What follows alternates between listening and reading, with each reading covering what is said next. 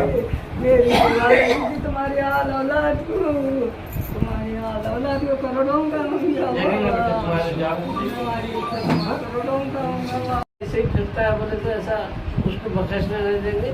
Police भी अपना काम कर रही है। मैं पुलिस ऑफिसर से भी मिल के आया हूँ अभी, पूरे डिटेल लेके पूरे बातें करके उनसे भी तफसीलात क्या क्या कर रहे हैं, अब तक क्या क्या करें उनकी पूरी बात करके आ रहा हूँ। यहाँ आते ही पहले वहीं गया था, सब बात करके आ रहा हूँ, देख लेंगे इंशाअल्लाह। बसवा कल्याण में एक सीएमसी वर्कर रेशमा नामी औरत का जो है ना बड़ी ही बेरहमी के साथ कत्ल किया गया।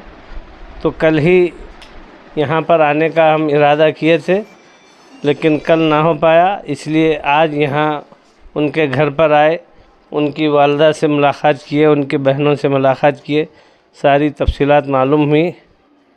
और यहाँ आने से पहले हम पुलिस के ऑफिसर से भी मुलाक़ात किए और सारी तफसीलात से आगाही किए। दरअसल ये जो वाक़या हुआ है ये इंतहाई मज़मूम हरकत है। उस कातिल को क़तई किसी भी हाल में बख्शा नहीं जाएगा। उसको ऑलरेडी अरेस्ट कर लिया गया है और इन्वेस्टिगेशन पुलिस की जारी है। उसको सख्त से सख्त सज़ा दिलाने की हम कोशिश करेंगे। साथ ही साथ मैं ये कहना चाहूँगा कि हमारे म्यूनसिपल मिनिस्टर जनाब रहीम ख़ान साहब दिल्ली में हैं और सब मसरूफ़ हैं, इसलिए शायद 2-3 दिन में कभी भी वो जब आएंगे वो यहाँ पर आकर विज़िट करेंगे। लेकिन तब तक के लिए मैं यहाँ घर के ज़िम्मेदारों से ये कहना चाहूँगा कि इनकी बहन जो वहाँ पर सीएमसी में काम कर रही थी, उसकी जगह पर हम मिनिस्टर साहब से कहकर उनकी एक और बहन जो वो भी बेवा है और उसके भी 3 बच्चियां हैं, उसको उसकी जगह पर जॉब दिलाने की इंशाअल्लाह हम कोशिश करेंगे। और साथ ही साथ ये जो वाक़या हुआ है, हादसा हुआ है, इसमें जो पकड़ा गया है शख्स, उसके ख़िलाफ़ सख्त से सख्त कार्रवाई कर कर उसको क़ानून में जो सख्त से सख्त सज़ा हो सकती है उसको दिलाने की कोशिश करेंगे।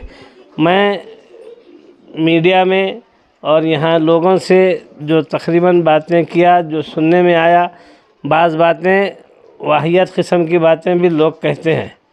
मैं चाहूँगा कि ये वक्त नहीं है कि किसी के ऊपर कीचड़ उछाला जाए, किसी के बारे में गैर गलत बात कही जाए। जो भी हुआ है इंतहाई गलत हुआ है।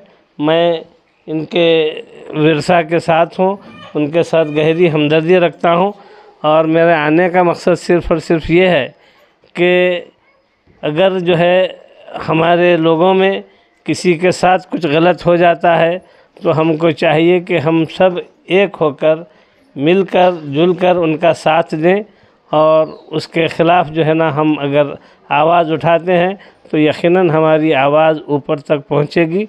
और मैं कोशिश करूंगा कि ये जो वाक़या हुआ है इसके क़ातिल को सख्त से सख्त सज़ा दिलाई जाए।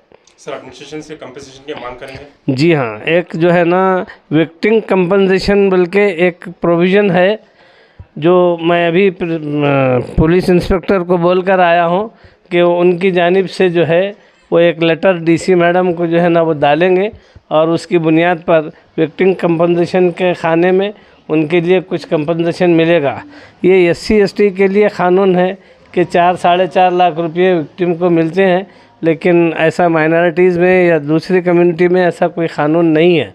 लेकिन उसके बावजूद डीसी के पास प्रोविज़न है कि वो विक्टिम कंपनसेशन के तौर पर वो ऐसे हालात में वो जो है ना कुछ मदद कर सकते हैं।